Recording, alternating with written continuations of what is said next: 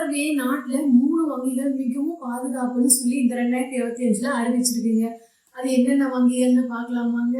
மறக்காம இந்த வங்கியில உங்களுக்கு அக்கௌண்ட் இல்லைன்னா கிரியேட் பண்ணிக்கோங்க. ரொம்ப சேஃபா ஃபீல் பண்ணுவீங்க. இந்திய ரிசர்வ் வங்கி வெளியிட்ட அறிக்கையின்படி இந்தியாவின் பாதுகாப்பான வங்கிகள் பட்டியல் 2025 SBI, HDFC மற்றும் ICICI இந்த 3 வங்கியும் முதலிடம் பிடிச்சிருக்குங்க. இந்திய ரிசர்வ் வங்கி RBI 2025க்கான உள்நாட்டு அமைப்பு ரீதியான முக்கியமான வங்கிகள் பட்டியலை வெளியிட்டு மீண்டும் 3 வங்கிகளையே இந்தியாவின் மிக பாதுகாப்பான மிக முக்கியமான வங்கிகள் என அறிவிச்சிருக்குங்க.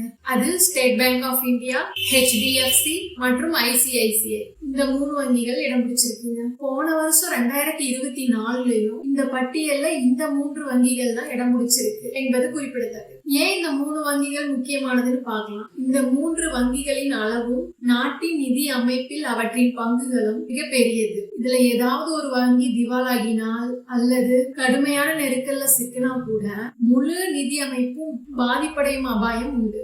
அதனால்தான் அரசு மற்றும் ஒழுங்குமுறை அமைப்புகள் இந்த 3 வங்கிகளையும் கூடுதல் பாதுகாப்புடன் கண்காணிக்கின்றன. ஜாக்ரான் பிசினஸின் தகவலின்படி வங்கிகளின் வலிமை, அளவு, ஆபத்து நிலை ஆகியவற்றின் அடிப்படையில் இந்திய ரிசர்வ் வங்கி இவற்றின் மீது கூடுதல் தொழில்நுட்ப மற்றும் நிதி கண்காணிப்பை மேற்கொள்கின்றன.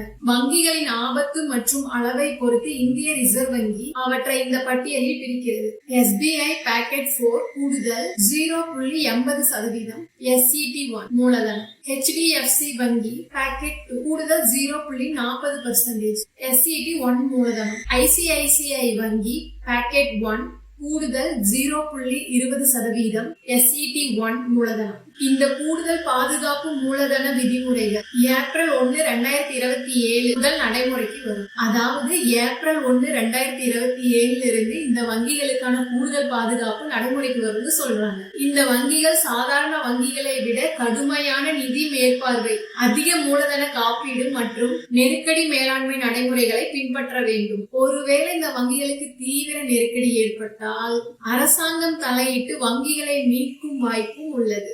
இந்த 3 வங்கிகளும் சேர்ந்து மொத்த வங்கித்துறை சொத்துகளில் 40 முதல் 45% பங்கு வகிக்கின்றன. எனவே அவற்றின் நிலைத்தன்மை இந்திய வங்கித்துறைக்கும் மேலும் இந்திய பொருளாதாரத்துக்கும் மிக முக்கியமானது. எனவே இந்திய ரிசர்வ் வங்கியின் இந்த அறிவிப்பு நாட்டின் நிதி அமைப்பை மேலும் பாதுகாப்பாகவும் உறுதியானதாகவும் மாற்றும் முயற்சியில் மிகப்பெரிய படியாக கருதப்படுகிறது. இந்த அறிக்கையிலிருந்து என்ன சொல்ல வராங்க அப்படின்னா, SBI வங்கி, HDFC வங்கி, ICICI வங்கி இது 3 ரொம்ப பாதுகாப்பான வங்கின்னு சொல்றாங்க. 2027 ஏப்ரல்ல இருந்து இன்னும் கூடுதல் பாதுகாப்பும் அதுக்கு வரப்போகுது. இது மாதிரி அப்டேட்டட் நியூஸ்லாம் தெரிஞ்சுக்கிறதுக்கு நம்ம சேனலை மறக்காம சப்ஸ்கிரைப் பண்ணிருங்க.